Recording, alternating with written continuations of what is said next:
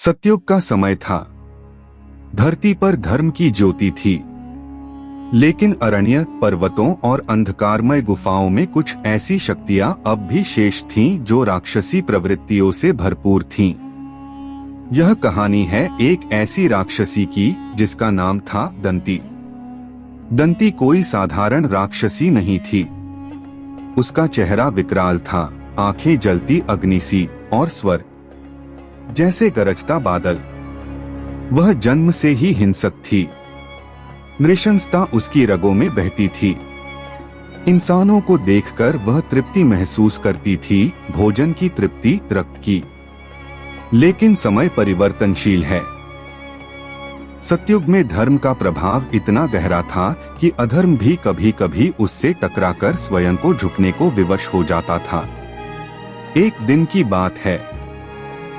घना जंगल था जहां सूर्य की किरणें भी पत्तों की चादर से छन कर मुश्किल से नीचे पहुंचती थीं।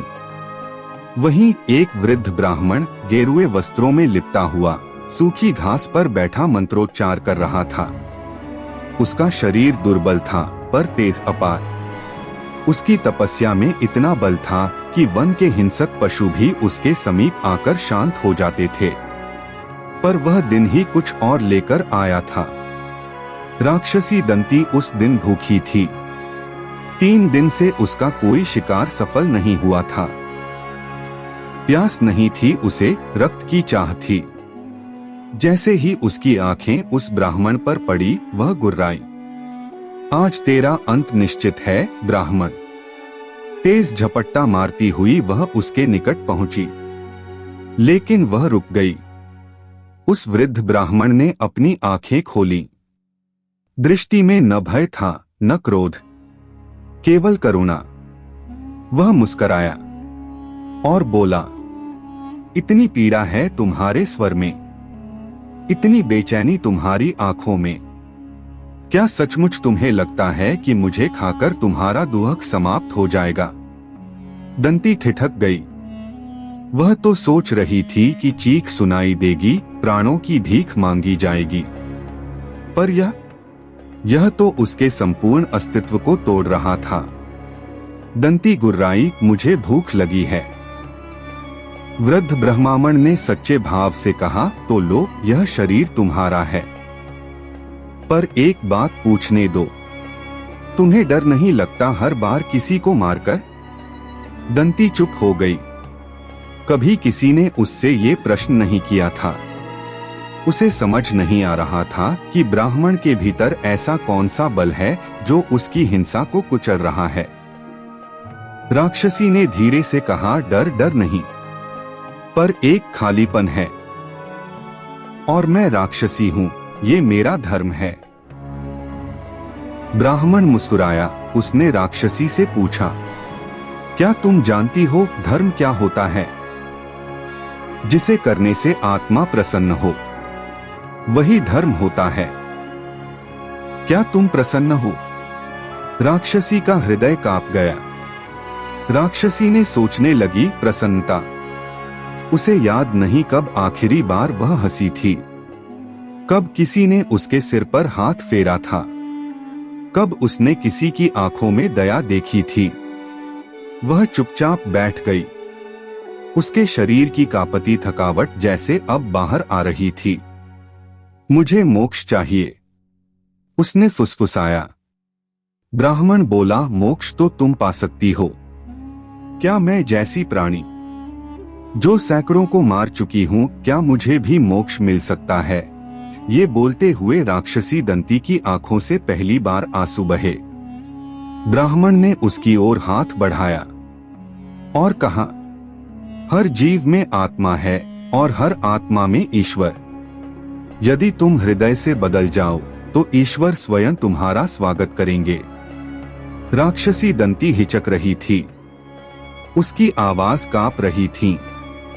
उसने हाथ जोड़कर कहा, मुझे क्षमा चाहिए। मैं नहीं जानती कैसे, पर मैं अब निर्दोष जीवों की और हत्याएं नहीं कर सकती। इतना कहकर जैसे ही उसने ब्राह्मण के चरणों को छुआ, पूरा जंगल प्रकाश से भर गया। वृक्ष झूम उठे, आकाश में घंटियों की मधुर ध्वनि गूंजने लगी। वह राक्षसी स्वरूप जो रक्त से लथपथ था, जो जीवन भर शाप बनकर जीता रहा, वो छूट गया। उसका शरीर धीरे धीरे दिव्यता में परिवर्तित होने लगा। एक दिव्य स्त्री सुनहरी आभा से चमकती हुई उस स्थान पर हाथ जोड़कर खड़ी थी। बाल खुले थे पर उनमें लहर थी। नेत्रों में प्रेम था, करुणा थी, पवित्रता थी। ब्राह्मण ने उसे देखा और कहा, अब तुम दंती नहीं, अब तुम देवी हो। सुंदर स्त्री ने आकाश की ओर हाथ फैलाए। हे प्रभु, मुझे ये जीवन, ये कृपा क्यों दी? मैंने तो केवल पाप ही किए। स्वर्ग से वाणी आई, सत्य और पश्चाताप दो सबसे बड़े तप हैं। जिसने इन्हें साध लिया वह राक्षसी नहीं, बल्कि वह तो ऋषि से भी बड़ा होता है। दंती की आंखों में आंसू थे। उसने हाथ जोड़कर उस वृद्ध ब्राह्मण से कहा, आपने आज मुझे नया जन्म दिया। यदि किसी दिन मैं किसी प्राणी के काम आ सकूं तो समझूंगी यह जीवन सफल हुआ। ब्राह्मण की आंखों में भी नमी थी। उसने कहा, मुझे बस यह चाहिए था कि तुम अपने भीतर झांको। वहां जो दीप जल रहा है वह कोई राक्षसी का नहीं, वह ईश्वर का है। दंती ने उस ब्राह्मण को प्रणाम किया और धीरे धीरे स्वर्ग की ओर बढ़ गई। लेकिन उसकी भयानक राक्षसी से सुंदर स्त्री बनकर मोक्ष पाने की कथा जंगलों में जीवित रह गई।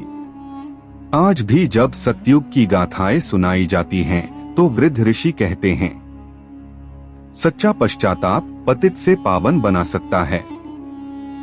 और वहीं से एक अद्भुत मान्यता जन्मी कि कभी किसी को उसके अतीत से मत आंको, क्योंकि कभी कभी एक राक्षसी भी देवी बन जाती है।